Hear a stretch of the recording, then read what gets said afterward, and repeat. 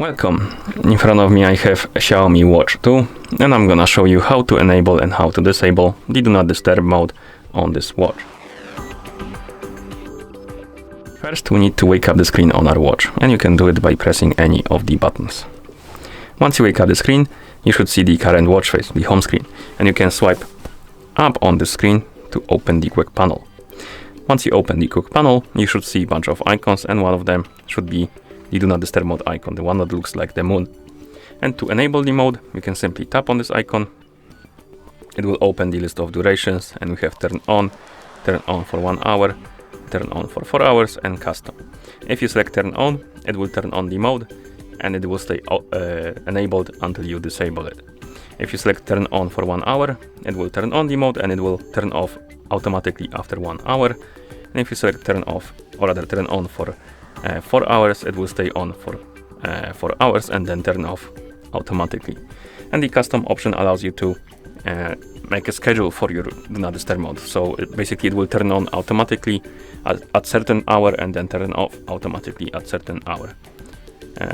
So if you just want to turn on the Do Not Disturb mode normally, you can tap on turn on. You will see the option Do Not Disturb mode on. The icon will change the color to, it will get highlighted basically. And if you go back to watch face, you will see the Do Not Disturb mode icon at the top of the watch face.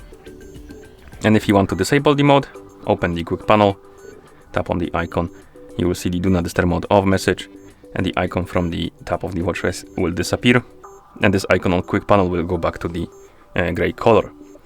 Also, if you want to enable the schedule, you can tap here, tap on custom, turn on schedule, and now you can set the time for the schedule. So start time is when the Do Not Disturb mode turns on, and end time is when the mode turns off. So let's tap on start, set it by swiping up and down on hours and minutes, and the end time the same, like this. And then you can go back if you want to.